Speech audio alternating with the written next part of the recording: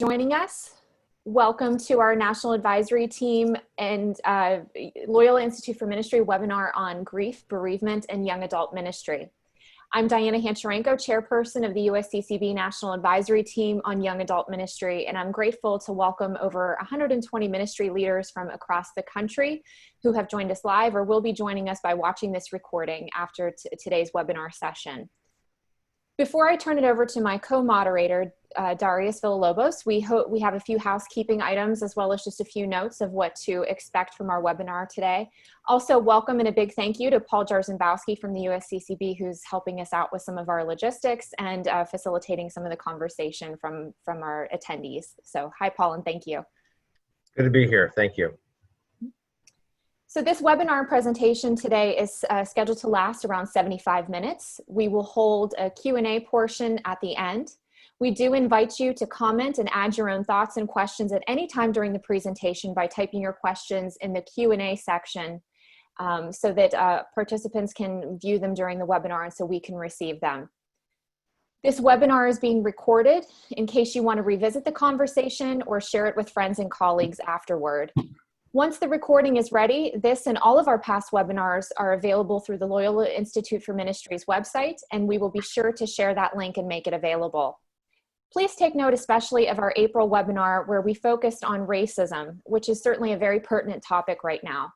Our panelists for that webinar, Danielle and Rachel, were gracious enough to take the time to record an additional video for us since then, answering more of your questions since there were so many during that time. So please take the time to revisit the April webinar and to see the new video from Danielle and Rachel. We're certainly grateful for them for the additional information and conversation. A couple of notes about our topic today. Grief, loss, and bereavement are very much a part of the human experience in so many different forms over the course of a lifetime. I can share with you that I've heard from young adults how losses, including the death of loved ones, are profound moments in their faith lives and in their relationship to the church. COVID-19 and grappling with the sin of racism in our country have shed new light on grief and loss. But our young people experience it in so many forms, and all deserve our prayers and attention as we seek to accompany young adults in their relationship with Christ. It's not a contest as to whose loss is worse than someone else's. The worst loss is always your own, and we need to remember that in our ministries. So we will focus today on accompanying young adults, navigating loss, and we have a wonderful panel who will walk us through many of the elements balancing mental health aspects and spiritual and pastoral needs as well.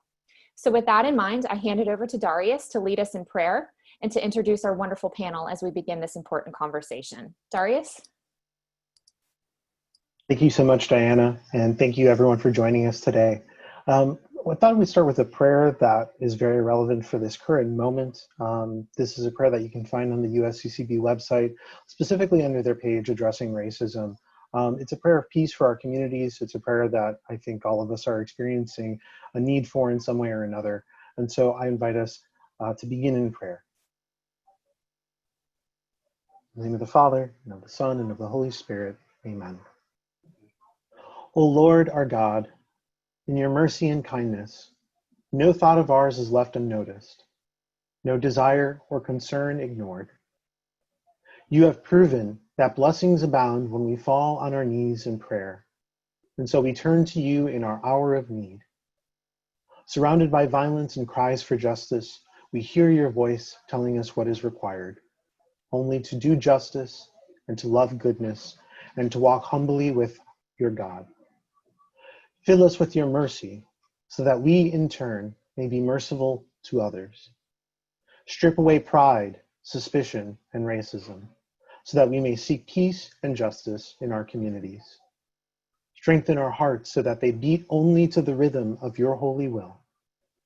Flood our path with your light as we walk humbly towards a future filled with encounter and unity. Be with us, O Lord, in our efforts, for only by the prompting of your grace can we progress towards virtue. We ask all this through Jesus Christ our Lord. Amen. And again, this prayer was written by Therese Wilson Favors and can be found on the USCCB website.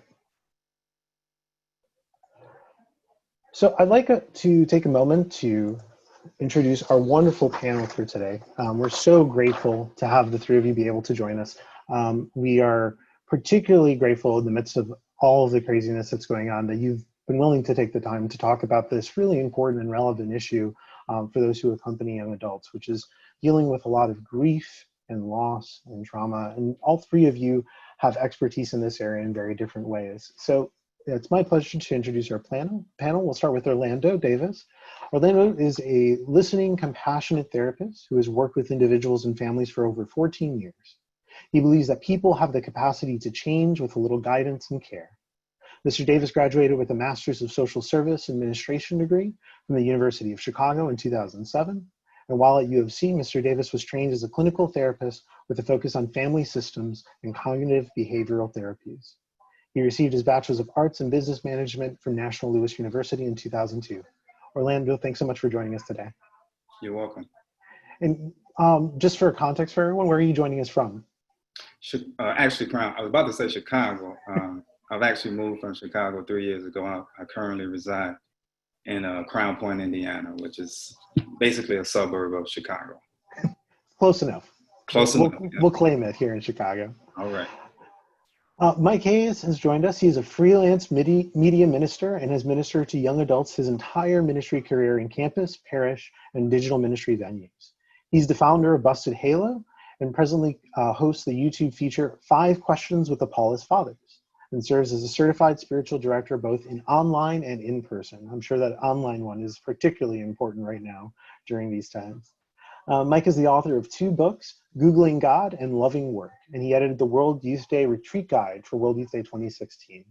He's been married to Marion for 18 years, and they live presently in Amherst, New York, with their dog, Hayes. Mike, thanks so much for joining us. Thank you, Darius. Great to be here. And last but not least, and a special thank you to Sister Fran for joining us so late. Father John was not able to join us today for our webinar, so Sister Fran is pinch hitting today. Sister Fran Gorsuch is a sister of Bon Secours and was a home missionary congregation for several years before transferring to the Sisters of Bon Secours 20 years ago. She worked in adult education, youth ministry, social justice ministry, and leadership in several states, as well as serving as a mission leader in a hospital for 15 years and working with staff in community education and trauma-informed care for 4 years.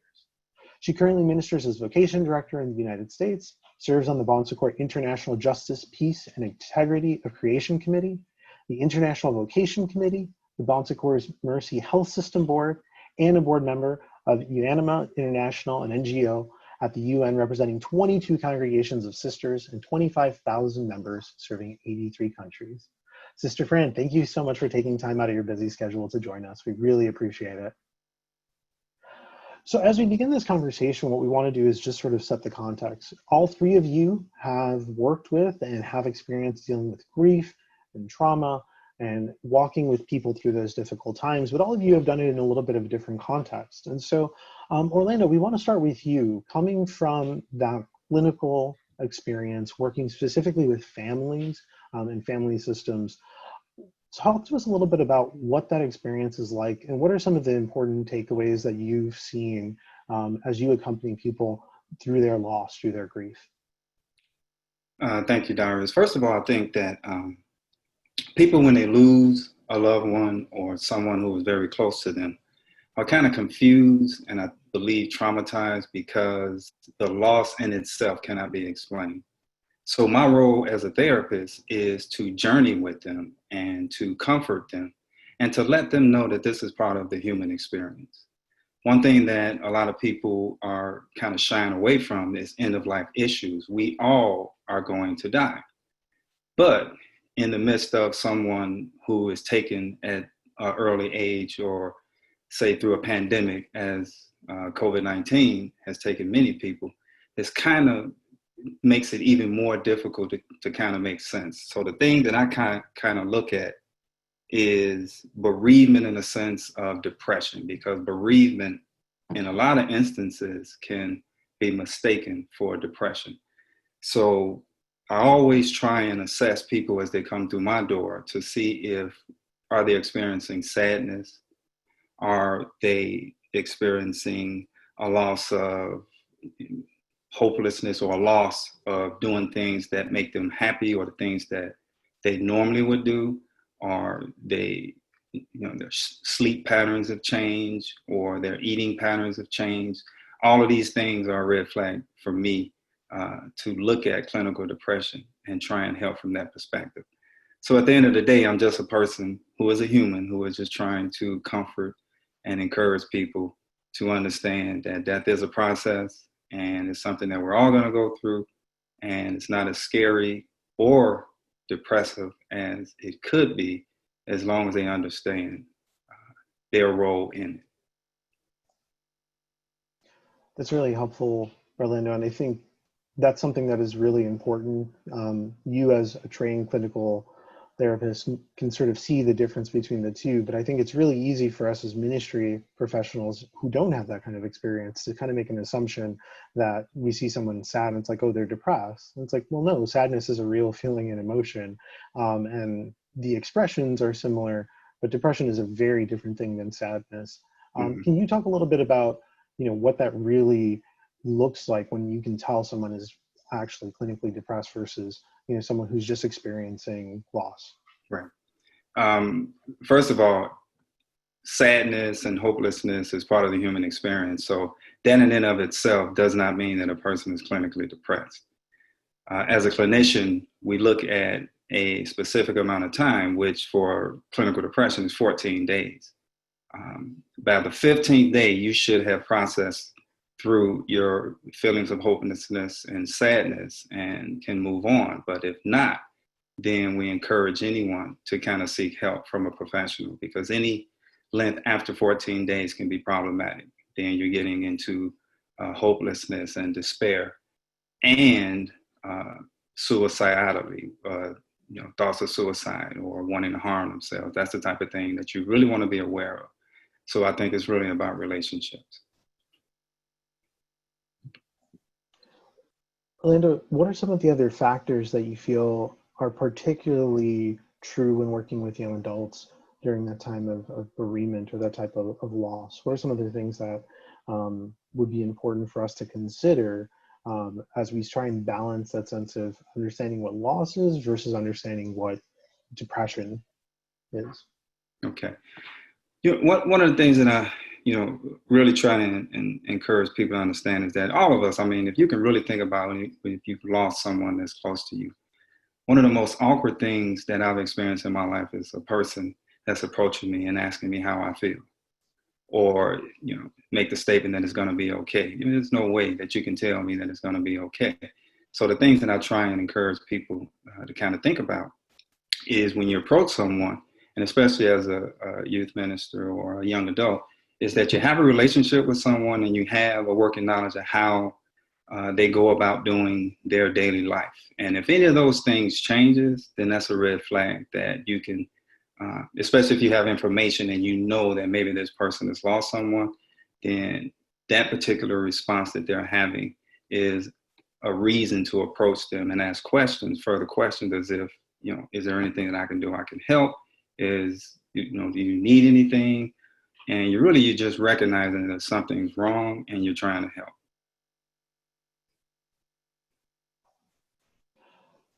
Are there any other kind of key things from your professional experience that someone who's not as experienced, who doesn't have that background in therapy, should keep in mind as they're trying to accompany a young person? Because I think it's very easy sometimes for us as ministers to want to overstep and do too much.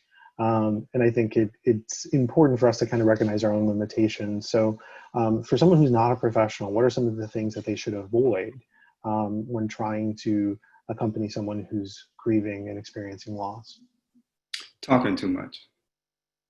The biggest thing I believe is words. Well, first of all, communication is broken down into two distinct activities. One is verbal and one is nonverbal.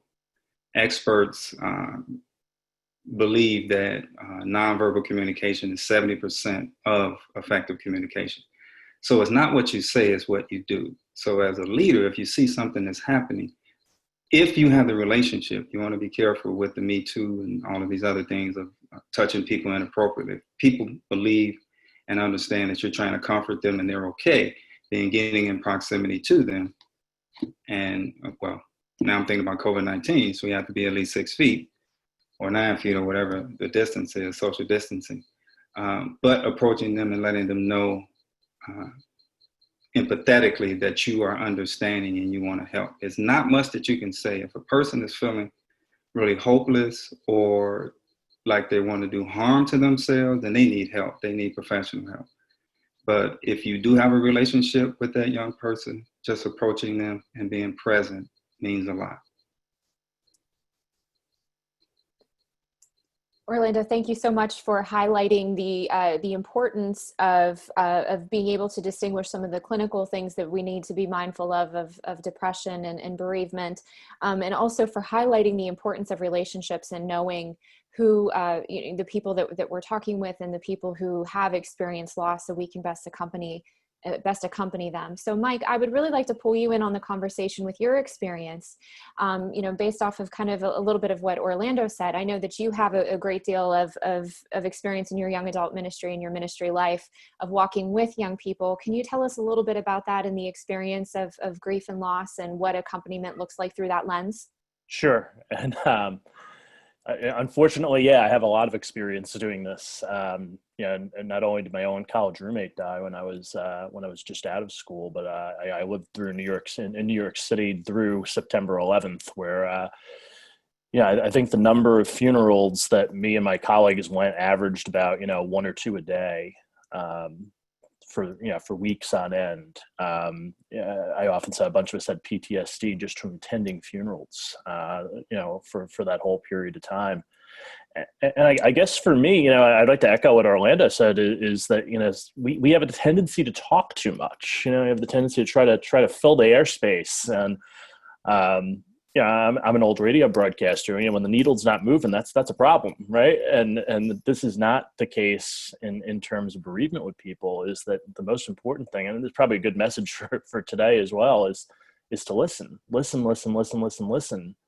Because I could write a book, 101 Stupid Things I've Heard at Funerals. I mean, you can really do a lot of damage by just saying the wrong thing. And I think especially now when we have things like, national disasters, people losing people to COVID-19 and even, through violence that's going on several different levels right now. These are unexpected deaths, and those are not that death is ever really expected unless there's someone really elderly or someone who has a terminal disease, but even that, is not expected. And even that is not welcomed by people who lose somebody. Death is always hard. But I think right now, as it was during 9/11, these were unexpected deaths. And those are very, very traumatic and people just don't know how to deal with it. And so the best thing that you can do is really to walk with somebody and just say, look, I'm here and I'm listening. And what can I do for you? I liked what Orlando said earlier about, disruptions in people's lives are a really good red flag.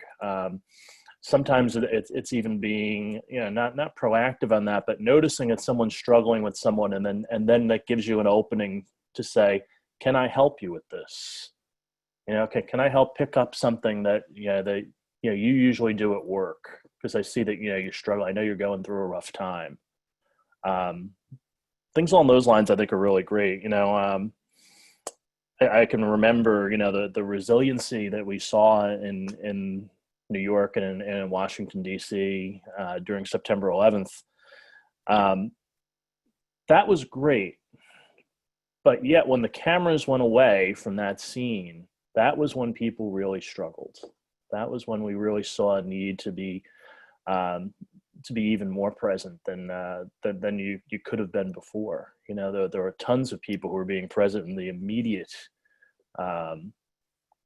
aftermath of the towers falling and the terrorist attack. But then as soon as the cameras went away, there were a lot of people who were really, really in great need. And so I made a general rule that now during any death, I always call someone 2 weeks after just to check in. And I just say, okay, how are things? I know it's been a while and you had a lot of support and everything else. I just wanted to check in to see if there was anything I could do for you. Or if you wanted to grab coffee, or if whatever it is, something simple. And I think that should just be bereavement 101. Yeah, it's what, in those immediate days, you have a lot of assistance, even at a wake with family, right? You have your family all around you and things are great. You're supported. I mean, not great, but you're supported. But 2 weeks later, and all of a sudden you're home. My friend talks about when his father died. He said that he got his father's electric razor, and he said he went to open the electric razor to clean it out and realized those were all of his father's beard shavings, and he just fell apart, and there was no one around. Those are the kinds of moments that I think you really could use somebody else around. So it's always good just to kind of check in. I think 2 weeks after, and just see how people are holding up. Great. Thank you for your insights. Just a quick follow-up. What do you think, from your experience, I appreciated your comment about being able to write a book about terrible things that, have been said at funerals. What's not helpful? Yeah. The worst thing that I think I've ever heard anybody say, and I've heard it said often, is when they walk into a wake and they look at the person in the casket and they say, "Oh, don't they look great?" No, they're dead. Yeah, it sounds humorous, but it's really not. It can really, really be hurtful to somebody. And so I think that, Orlando said that earlier also, talking too much. I think people don't remember what you said anyway. What they remember is that you were there. And so the less said, the better sometimes, and the more presence that you give to somebody else freely, and just be in their vicinity. And now let's think about COVID-19 now, right? When we can't be physically present to people. What can I do for you is a great question. How can I support you? I know that no one can really be around you right now. What would it be that you would like me to do? Is there something? Would you like me to set up a Zoom call with a bunch of our friends, where you could sit and talk? The creation of that sort of liminal space where people can process things is what's really needed at that point. Giving people, and sometimes people need time alone to do that, and then sometimes they need that to be sort of facilitated, but not really facilitated, if that makes sense. They just need other people to bounce things off of. And so, letting people stay in isolation when, they just might need a check-in really isn't helpful. And then you can go too far the other way at the same time, and overdo it and start trying to say something that you think is comforting, but ends up being hurtful. Mike, I really appreciate the practicalities of this, because this is so based on just those human relationships, those human connections. And it's easy to forget that, like, in those moments, it can feel so awkward for us. But like you said, that our presence is what's most important. What we say, unless it's something really bad, probably won't be what people remember. It's the fact that we were there and accompanying people. I want to transition over to Sister Fran, because, I think part of our job too is to accompany people from the spiritual dimension as well. And I think that can be particularly challenging, where sometimes when we have that sense of loss, it can really be a challenge to our faith. It can really help force us to start questioning, where is God in all this? Where's their presence? So just as a question to start us off, why do you think we struggle to support people through these times, particularly from the spiritual and pastoral part of that?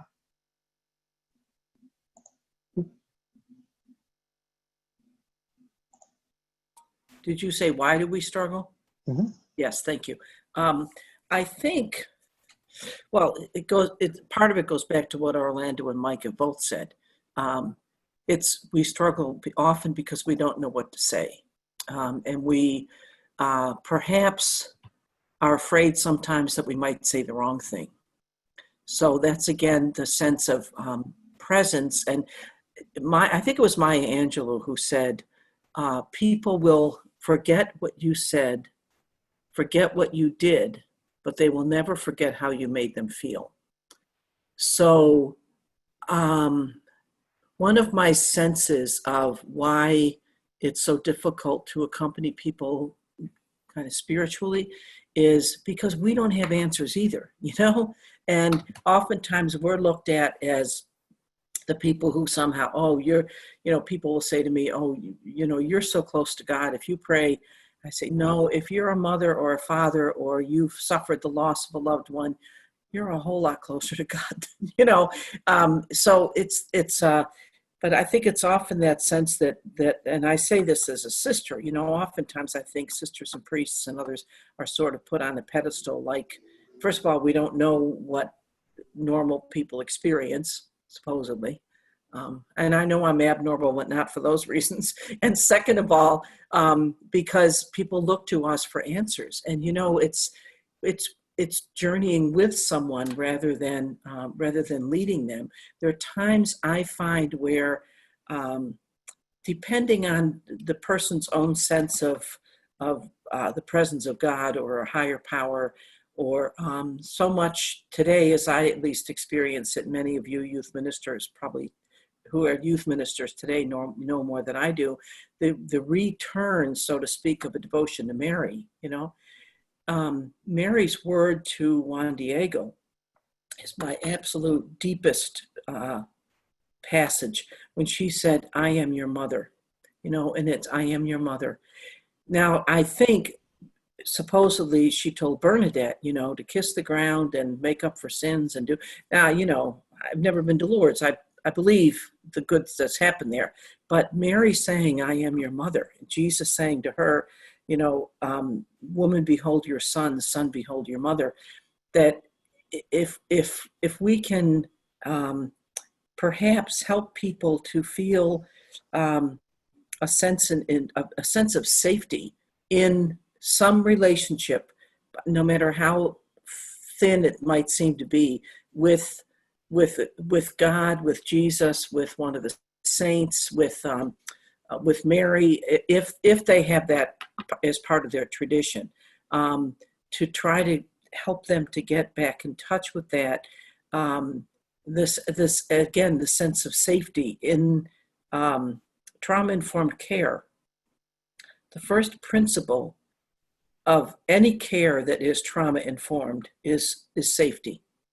In Erickson's theory, psychological development, trust is primary. They're very, very similar to one another, and yet our experience as Christians, and as the Jewish community as well, is from the earliest scripture in the Hebrew scriptures, is this sense of separation, so we experience separation no matter how close we are to someone. We know that we experience separation, and to be present with, as Orlando and Mike have both spoke of it also, with young adults in a way that's safe for them, letting them know that we will be there for them. Now, I'm currently in conversation with a young woman who's 22 years old, and I said to her on Zoom the first time, I said, oh, do you feel so you're talking to your grandmother? And she said, well, maybe a little bit. Probably she'd want me to call her 3 times a day or Zoom with her 3 times a day. It's important to set boundaries, obviously, or, we need to do that. I mean, when we're young, I say, when I was young and beginning in youth ministry, it was like, oh, the greatest thing in the world, to get a call at 1 a.m. I mean, if it's an emergency, obviously, but, because you need to feel needed. Well, now I'm, yeah, I know I'm needed. But so the boundary piece is important, but at the same time, to help the young adults that we're working with to know that we are a safe place for them, that what they tell us will be held in confidence, unless, of course, they're intending to harm themselves or others. That's a very long way of answering your question, Darius, but I wanted to lead in a little bit to that sense of safety, because I think that's critically important. And right now, what most of us feel, I mean, this is another piece of it, we all feel unsafe, in a sense. One of my nieces posted the other day on Facebook that she wished she'd been one of the ones who went up into space because they got to escape the planet, But I think that's a part of it too, why it's so difficult to accompany, is because we're also standing really on such unsure ground. The shaking of the foundations continues to happen, as Paul Tillich called it. And that's where the piece of us as ministers need also to be ministered to. You know, we need to find the places that are safe for us, the places, you can call them even places of escape. You know, watch America's Funniest Videos, or, you know, why are there so many cat things on Facebook, you know? Or the dog, you've probably seen this one. There's a t-shirt that says, it's a dog on the front, a drawing of a dog, and it says, every snack you take, every meal you bake, every bite you take, I'll be watching you. You know, we know that song. I'm old enough to know that song. You know, and I have a cat, and the cat does the same thing. I open the refrigerator door, and the cat's there. On 9/11, Mike, you were talking about being in New York. On 9/11, I was working in one of our hospitals, and part of my role as mission leader was to go around and to work with pastoral care and to assure the families of patients who were there that we would care for their loved ones, because we were asking them to go home, you know, and to give us space. We needed the space and the freedom in the hospital. And I never had a chance to see anything on TV that day until I got home around 11:30 that night. I walked into the house. The first thing I did was put the television on, and I picked up my cat, and I sobbed and sobbed and sobbed, because it was the first time all day that I had a chance, you know, to feel what we had been through, you know, and what we were continuing. As you said, Mike, you know, the need for presence comes so much later. It's not, you know, trauma comes so often, the immediate thing, but we get through that. Our adrenaline gets us through that, but further down the road. So how we get ourselves replenished and cared for, so that we will be able to hopefully care for others as well. Thank you, Sister Fran, for giving us some of that insight. I've just a follow-up question for you. I know, you know, for us as Catholics, so often we can find comfort in the traditions and prayers that we have in our faith. I know that in some of my work with young adults at the parish, they can often I hear that during these moments of grief and loss, they struggle to pray. They struggle to find comfort in some of our traditions and some faith practices that normally really worked well for them. What advice would you have for them, and what advice would you have for us as ministers in accompanying that difficulty? Thank you. That's a great question, Diana. Once again, I would really go back to that sense of safety. You know, nothing feels sure, so faith doesn't feel sure. And I don't know that it helps necessarily, but as we're working with individuals, we know when to use an image. You know, you hear people say, I've lost my faith, or young adults will say, I don't know what happened to my faith. I don't have my faith. John McCall, who was a Jesuit priest who left the priesthood and died now several years ago, he didn't die because he left the priesthood. Anyway, he left the priesthood and he's passed away. But he used the most powerful image of faith that I've ever heard. If anybody's ever been to a circus and you watch the trapeze artists, now I'm afraid of heights, so you know it's a thing for me to do. But watch the trapeze artists when they go from one swing to the other swing. If they were to hold on to one and grab the other, they would be torn asunder. So that moment, that literal moment when they have to let go of one bar to grab the other, that's the moment of faith.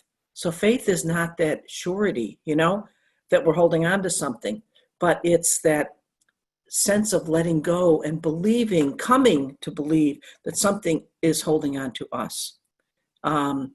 Sometimes scripture passages may help or may not help. Psalm 139, you know, even just reading it may help. But one of the things that I try to do in my own life is create like a safety jar or a safety bowl, you know, where you write it on a piece of paper, the places and the people with whom I feel safe, or the things I have that make me feel safe, and put them in there. And then when I'm not able to believe in, or I feel I'm not able to believe in something else, pull those out and start to read those, you know, so that I do know that there's still something that's holding me, even though I may not feel it. And we know, certainly as adults, faith is not a feeling. But boy, it sure feels good when you feel like you have faith, but it's not a feeling. So that dark night of the soul is such a difficult concept to explain, but everybody's experienced it, I don't know if that helps, Diana, but.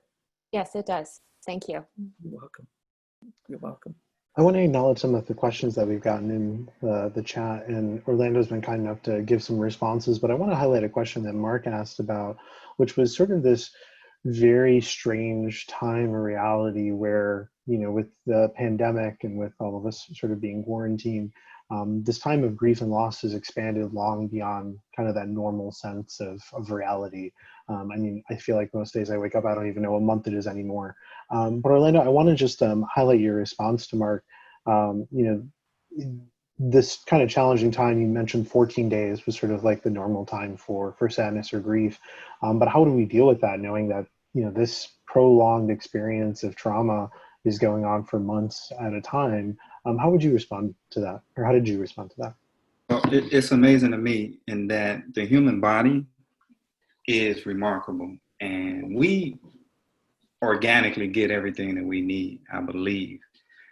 Even though 2 months, 14 days seems like a long time, but if you're intentional about what you're doing in your day-to-day life, you begin the healing process. And the mind is remarkable in how it will allow us to kind of know what we should be doing. So basically, we need to just get out of the way of our own grief and just accept the process and not be so shocked at it. That has been my experience, and it's helped a lot of people. It sounds like you're saying too that it's not just the mental work, but also some of the physical things that we need to be doing as well, to make sure that our body is responding well and helping us, process in what we're doing too. Absolutely. I think my wife and I, nature walks are refreshing. And, I don't want to disclose too much about, my wife's experience with grief and loss, but whenever we're faced with anything that is overwhelming, the thing that we turn to is meditative approach. We have 2 chairs in our home where we sit side by side and we read scripture and we talk, we listen to music, and then we go out for a walk. And those type of things, just something just as simple as getting out into the air, could be a game changer. I know a lot of people tend to think that it's got to be something big, sending flowers, stopping by with casseroles or anything like that. Sometimes just calling a person and say, hey, would you like to go for a walk with me? I'm going to head to that path that you and maybe even the deceased have experienced together. Just being present with that person. So physical things do help. Sure. I think like exercising is really important too. I know that's been particularly difficult during this time for a lot of folks, especially who live in a high rise or in the city. And so keeping some of that routine, I think, is so critical. But it's like you said, our bodies are amazing. They will adjust and they will find ways to make things work. I wanted to highlight another question as well. How do you help someone who loses a person that there was a strained relationship with? There was regret. Orlando, you had a great tool, and I know I've used this in the past, to write a letter to that deceased loved one for closure, getting a chance to say some of the things you maybe didn't get to say when they were alive. What are your experiences with doing that, anyone from the panel? And what do you recommend to accompany someone who's had that kind of loss? I can go. One of the things I think has been particularly helpful for me, so I'm a spiritual director, and often people will come to me for spiritual direction during that time, and that's been a big one is, I never got to say X or Y. I never got to reach out to this person for forgiveness or whatever. And I think having them do the Ignatian examine on what that relationship has been with the person, pick a favorite moment that you have with that person, pick something that was left undone with that person, or a moment that you regret with that person, and kind of relive that a little bit on your own. And then, we have that colloquy of taking some time and sitting with Jesus. I invite them to bring that person with them, or have Jesus bring that person with him, to sit in the colloquy as three people, and say whatever's on your mind then. And then hear the words of forgiveness that not only the person might offer you in your imagination, but what Jesus offers you also. And people have said it's been, a great moment of healing for them, and that they were able to express the things that they were not able to express before, but also to be able to express the great gratitude that they had for the person and the great times that they've had in their life. So that's a sign that's worked well for me. Could I add, Darius, too? Thank you. It triggered it, Mike, when you were speaking. Just out of my own experience, quickly, when my mother passed away, she was 91, and I was there with her, with my other two sisters. My brothers all fled the scene, by the way. They loved my mother, but anyway, the three girls were there. And my mother died, was a beautiful woman, but she died it was rather difficult in terms of her breathing. And she had said she did not want to be over-medicated. So this was a number of years ago. I've learned a lot since then. I said to the nurse, no, I didn't think it would be good to give her another shot of morphine or more under her tongue. And so I lived with those memories. I would have actually sort of have nightmares for a while. I was talking to a good friend of mine who's a counselor, and one of the things he did what he did was so helpful to me to forgive myself, was he said, all right, how old was your mother? So I told him. He said, that means she lived. He said, how long would you say your mother suffered those last, hours? I said, maybe an hour and a half, And he took and he broke down really quickly. He said, okay, so she lived X number of years, X number of months, of minutes, and 90 minutes of that whole life compared to the other number. And he said, do you think your mother most remembers those 90 minutes when she looks at you now from heaven? Or do you think she remembers those thousands of minutes when you did whatever? And it just, it worked for me. I would say it worked for me. It really freed me up, because I just putting it in that time frame, a linear time frame, freed me up. So I think that kind of an experience, something really concrete, can be helpful for people too.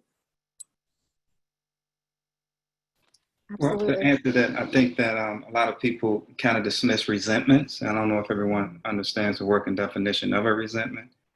But when a person is feeling that way, it's really about yourself. It's really not about the deceased. It's about your own kind of inner conflict. And when you spend time with that person, and you're in conflict and you're fighting and you haven't had closure if that person is deceased, I think part of it is doing the work with yourself, doing your own self-reflection as far as what happened and why. And I think that can be helpful, especially with older people. I don't know so much about younger folks, but I know older people can benefit from that process. Wonderful. Thank you. And thank you to everyone so much for all of your questions that are coming in. We're doing our best to field them as much as possible. I want to pose this next question from David. What are some concrete things a parish, they also have a parish school, can do to address the reality that so many parishioners, including young people, have lost friends or family due to COVID-19? Could it be coffee and donuts and conversation, or have a time in church where people could share? What types of concrete actions can we as a parish take? Well, yeah, and David, I agree with you so much, and this was actually on my heart as well. How can a community be supportive of people encountering loss, especially the loss of loved ones? And I know especially now it's challenging during this time with social distancing, and many parishes have events and normal gathering points that are canceled or postponed right now. If anybody would like to take that.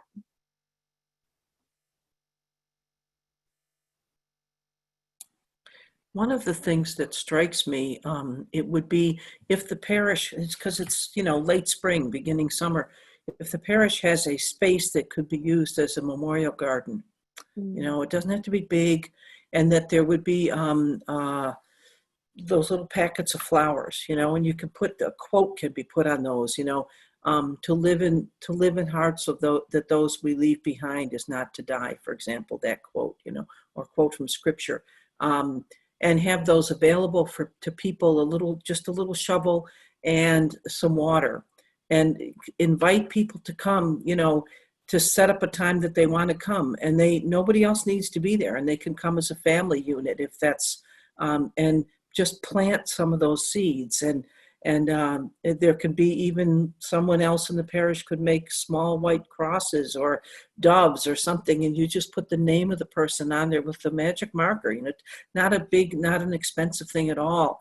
And then you create this memorial garden. It doesn't have to be a big space. It can really be anywhere. And I think that could be very meaningful.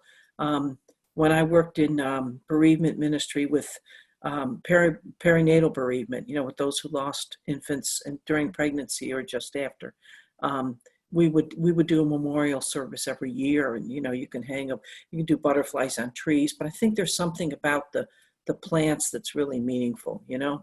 Of course, the danger, and I don't mean this to be funny, seriously, but the danger of something like that is if you have either a cross or a dove and you put their name on it and then yours doesn't bloom, there are some people who will say, so you may want something where where those doves or butterflies, whatever they are placed in something else and not necessarily on the plants, so that the flowers themselves just become, wildflowers that are growing, and then the names are someplace else. So that's one thought that I have, and I think school kids can be involved in that. You can involve any number of people, and again, it's not expensive at all to do that, but can be very rich and meaningful.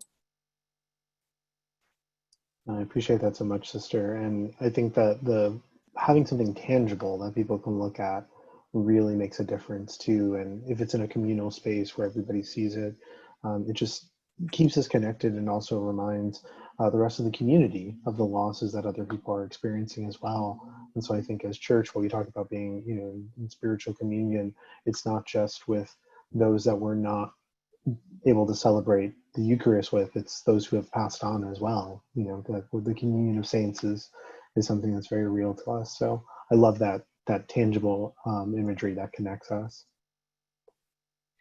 We had a really great question from Stella that I want to throw out to the panel. Is there a different approach when dealing with youth or young adults when they experience the death of a peer, maybe a sibling, or other fellow ministry member? We talked about kind of unexpected or tragic kinds of losses, but how do you help a young person who's grieving the death of someone who, in our mind, in their mind, shouldn't have passed? It's wasn't their time, for lack of a better way to say that.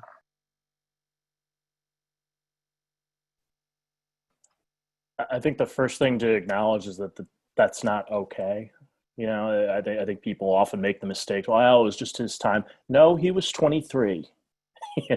It was not his time, and no matter what the circumstances are, I've done a good deal of work now with college students who've had a classmate who have taken their own life, and that's obviously a really traumatic blow to the campus and on any occasion. And it's never easy. It's never easy to walk with people through that, and people bring all of their kinds of questions. Our counseling center were really great partners. So I would start there by, number one is, making sure you have great mental health professionals around you, because we're not. That's the first thing I would gather. We're good at what we do, and we can do a whole lot, but we're not mental health professionals.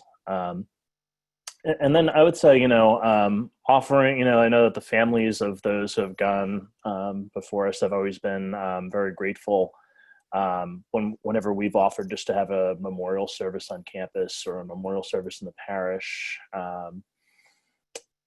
Sometime even after all the family grieving has been done, that's often a good time for everybody else, or family and friends, to be able to express maybe a little better than in the initial moments. And so, I always say, hindsight here is a little good. We don't always do, this is just my opinion, but we don't always do a good job in the rush to do funeral ritual. Someone dies, you're a couple of days, and then there's, maybe a day and a half of wake. Sometimes only 1 day for a wake now, right? And then we're right into a funeral, and then we've buried the person, and we have a lunch, and then we move on, right? And that seems to be the routine. And really, it might be better for us to, ease up a little. Let's give people some room to grieve for a little while, and then let's have them, do a little bit more of the expressive stuff down the road. I think that's not even just good for the family, but good for others. Others might be able to express themselves just a little bit better with some time. Mike, I think we can learn a lot from the ritual of Shiva in the Jewish community.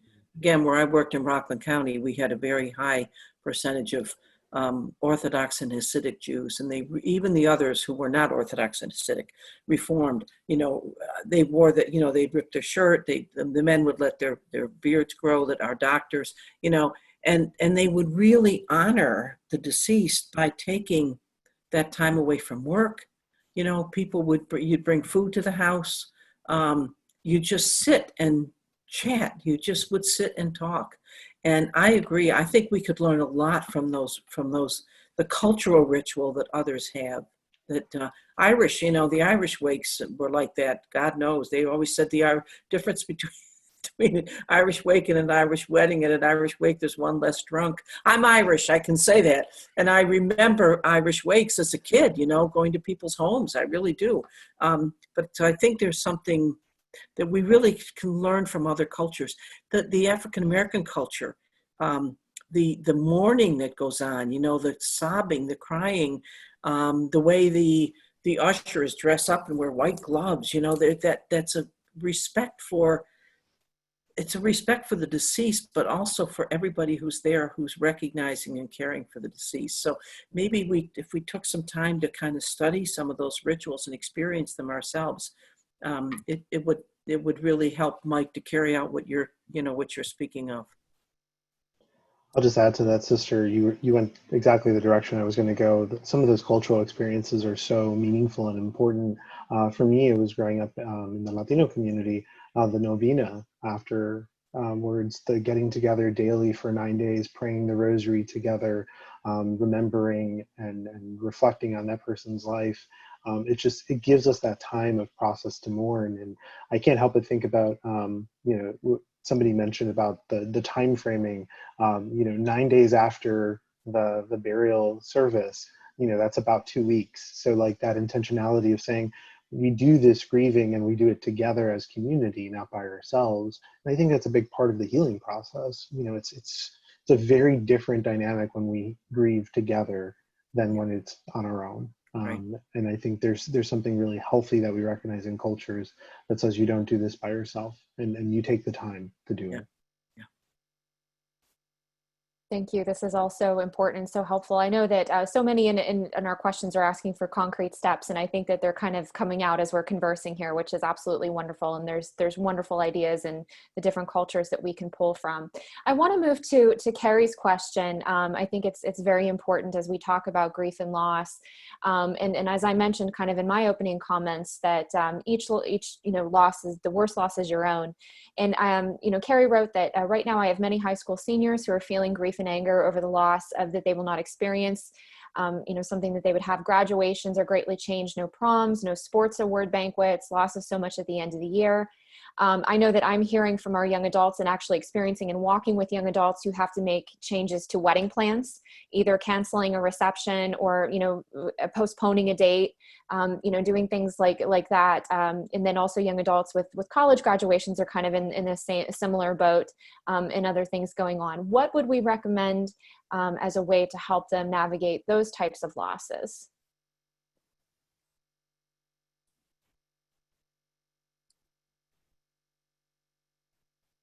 Well, this is a very tiny thing.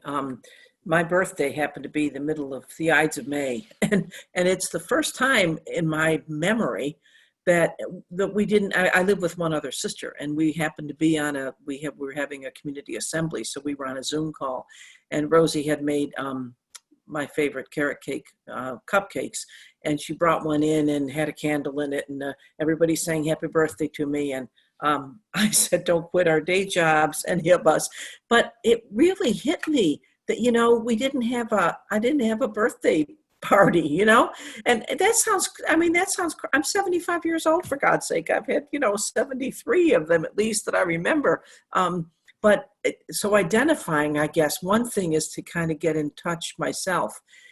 I don't know, because literally I am really not working right now in youth ministry, but one of the things that does strike me is if people could imagine what they wanted that day to be like, it can sort of concretize what it is that they're being asked to let go of, rather than it just being this mammoth, thing.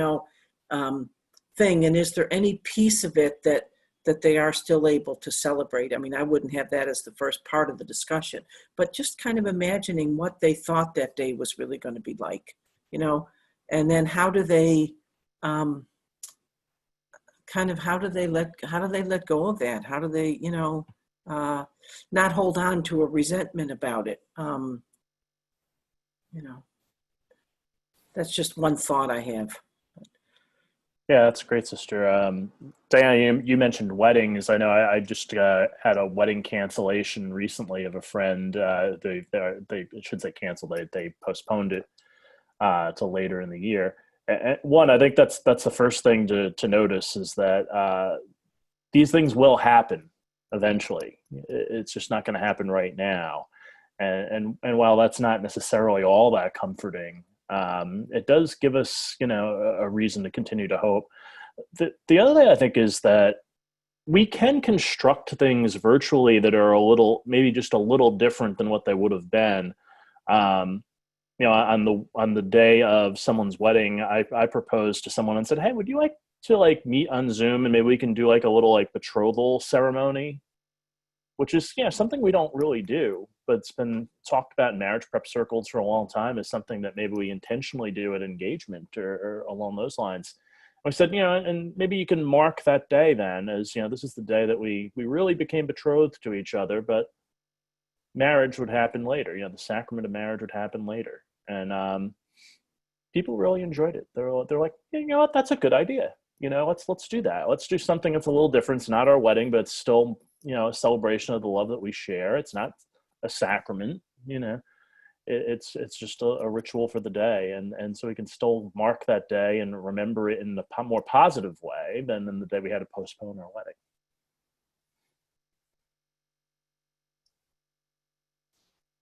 So just to kind of quickly follow up here, would some of the trauma and grief principles that were discussed earlier still be applicable to some of these non-death losses?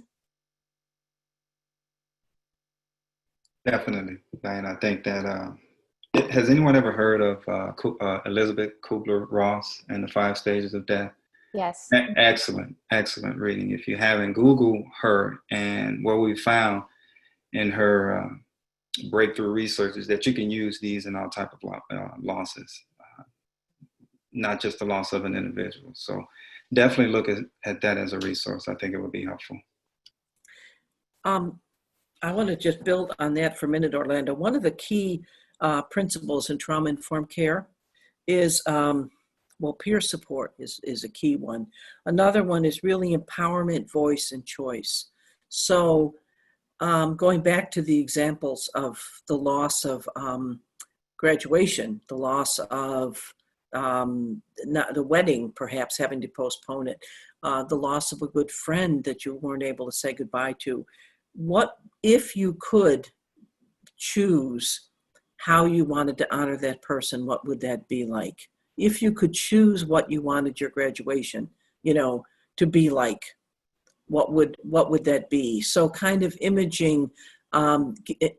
We know this. We don't empower other people, but being with people as they are taking hold of their power, and asking a key question in trauma-informed care, which is, tell me what happened to you. So often, they'll say, well, or tell me, they'll say, well, what's wrong with you? The example we always use, come into an emergency room and you say, well, what's wrong with you? No, tell me what happened to you. Because if you work in the inner city, which I did, when you say, tell me what's wrong with you, you may hear a whole plethora of stuff that gives you really the world that this person is living in, not just the fact they broke their leg or whatever. So doing that also with our young adults. Tell me what's happened, because we can presume too when somebody says, well, we're not having a graduation and I wanted to graduate. Okay, well, tell me what that means for you, and elicit more of that information from them. I mean, these are things we already know, but I think it helps to bring them to top of mind for us. And that is, again, raising one of those key principles of voice and of choice.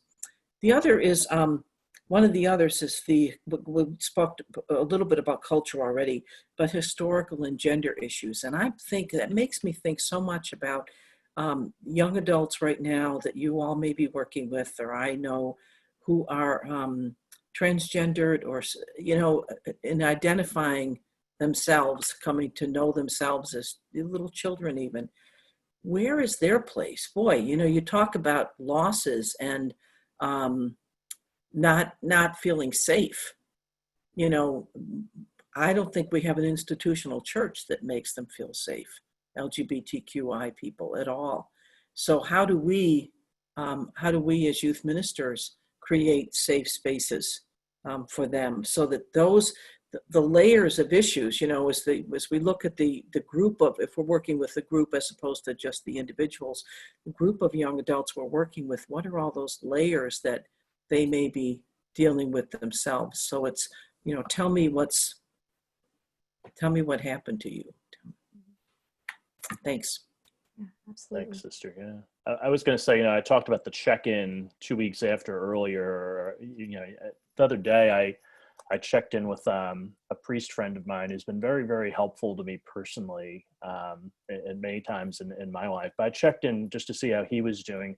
He's an African-American man, and he's out in Berkeley, California. And I just called him up and said, Stephen, how you doing? And he said, well, we're doing okay. We talked for a little while, and he seemed to be okay. And he said, do me a favor, listen to my homily today. He goes, it's recorded. He goes, just listen to it. He goes, and you'll learn more. I don't want to go through the whole thing again. And in his homily towards the end, one of the things he said that, just for me, it's just the importance of being able to listen to somebody else. Is he said, every day I get up and I head to the door to go to work, to get in my car and go wherever it is I need to go. And he goes, and it occurs to me as I'm walking out the door every single day that I may not come back through this door on the other side at the end of the day. And that's a trauma that I certainly have not had to face. And listen, I think, to people about their traumas, about the things that you just don't know what they're carrying. In retreat ministry, I've heard this for years. You could see a really great student who you think has it all together, and you just don't know what they're carrying with them every day. And so I think just the importance of checking in and listening can't be stated enough. Mike, that's such a great observation and such a powerful story. And I think we'd be remiss not to acknowledge this current context that we're in, where we're having this national trauma, this experience of so many people feeling that sense of loss and hurt and anger. And we're seeing grieving happening on a public scale that we're not used to, or that we're not viewing, though we know that there are communities and people within our country who experience that sense of fear and loss daily. How would you say to respond to young adults who are both watching the incidents that happened, the killing of Brother George, and the violence that has taken place, the protesting that has taken place? How do we accompany young people through this moment where we're experiencing loss in a way that we just don't normally see in our context, in our culture, partly because of our privilege here in the United States, but partly because it's so publicly on display right now, and there's no way to not acknowledge it anymore? Well, I think one thing would be to ask them, what do you really want to do? And they may say, I want to go kill somebody. I want, but not for us, not to be afraid of the answer that they might give, to again help them, give them the space and the safety and the freedom to dig deep down inside and say what that individual really wants to do, and not to be afraid of it, because then we can begin to process it, talk it out. Orlando, I'm sorry, I think That's okay, sister. The thing that I was going to say is that I get this all the time in my practice, and people who are dealing with, what we've experienced in the last few days. If you have not noticed, I'm Black, so that gives me instant credibility when people talk to me about racism. And I got to be honest. I mean, being the only person sometimes in a room and asking for the Black perspective can be kind of weary.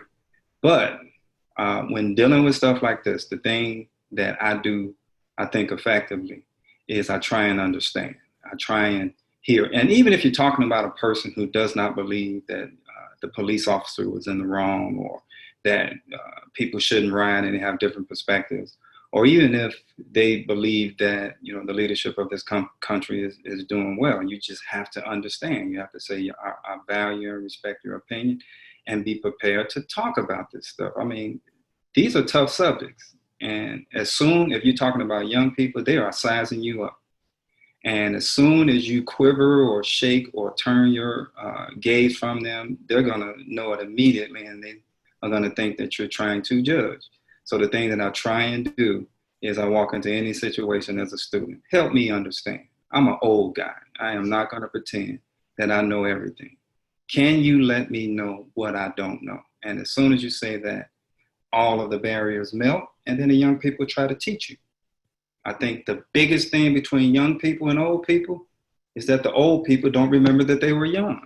And we kind of judge them from a perspective from where we are now versus where we were. So I spend a lot of time trying to unmask, take off my clothes, and be naked and say, listen, this is who I am. And all my fallacy, help me understand. What we're dealing with is horrific. There is no playbook. Help me understand from your perspective how we can get through this. Thank you so much, Orlando, Sister, and Mike.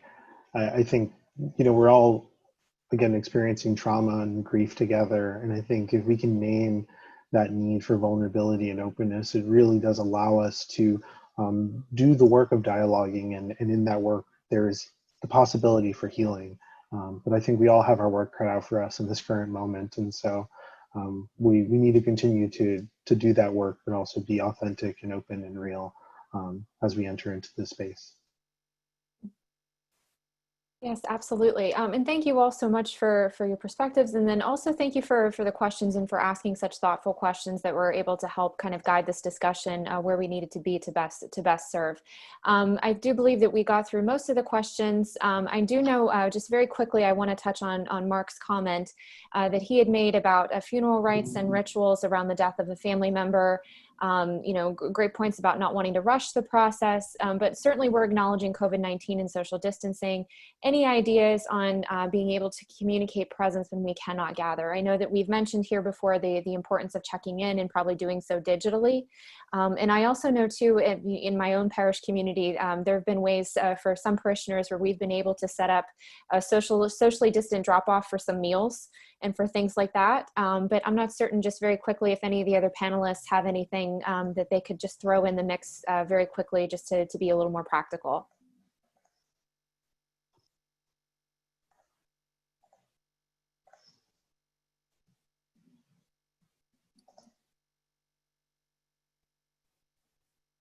Okay. Trying to think of something that hasn't been said. Yeah, sure. Just Sure. this is around a graduation thing. It could be something else, but again, the sister I live with, one of her great nephews, just graduated from 8th grade, and unknown to anybody in the family except his father, who's her nephew, we made a poster. It was pretty sad. We made a poster, and she had a gift card for him, and we drove out. They live about 45 minutes away. We drove out to the house and sat in the driveway and honked the horn and just held the poster out the window and the gift card, and to see the look on his face and his younger sisters who are twins, was just priceless. And his mothers who didn't know we were coming, so presuming now that people are going to be home, to do that, to just do something like that I know a lot of people are doing that, but I think even with bereavement, it's possible to do that. You don't have to necessarily call ahead of time. Just drop a flower off, or something, and or a card, a virtual hug, whatever. Let people know that they're thought of and cared for. Mm-hmm. Absolutely. Whatever way works. Absolutely. Well, thank you all so much for this very rich conversation, and certainly very important conversation that I'm certain that we'll be revisiting as we move forward. Even as the world changes, as Orlando said in the beginning, death is a part of life. And so as long as we are in ministry, as long as, we're accompanying each other, this is going to be something that we acknowledge, and something that we will need to work with ongoing. So I'm so grateful to all of you for your perspective. And again, thank you so much for the questions and for the comments. Please check the chat bar on the side here. There's quite a bit of information. And Darius is sharing his screen right now with some different things. We have how do you like these webinars? That's a great question. Send it. We'd love to hear your feedback. We get a lot of perspective from you about future topics that you'd like to hear about, things that are helpful to you. So in the chat bar on the side, there's a link to a survey where we can hear your feedback. So we would definitely appreciate hearing from you so that we can best serve. That's very important to us. As we conclude this webinar and this time together, I invite you to join us on Thursday, June 25th at 2 p.m. Eastern for a national conversation with young adult ministry leaders facilitated by Dr. Timon Davis on the process of reopening. As we move toward reopening our churches, and I know some have already begun their process of reopening, different ministries and as lives, and in our lives as we kind of explore what a new normal might be. What does this all look like, and how can we best prepare and plan as we strive to remain safe? So this conversation will begin with brief remarks by Dr. Davis, followed by small breakout groups with participants for processing, and we certainly hope that you will plan to join us. So just once again, thank you so much to Darius for co-facilitating with me. That was great. And to Paul Jarzembowski for helping on the side, and to Sister Fran, Mike, and Orlando. We can't thank you enough for offering your expertise and your time with us today. Thank you, everyone. Yes, Thank thank you you for all the so much. privilege. Absolutely. Thank you all so much. Take care, stay safe, and know of our prayers for you and your ministry. Great. Thank you. Thank You you too, all. Diana. Thanks. Mhm.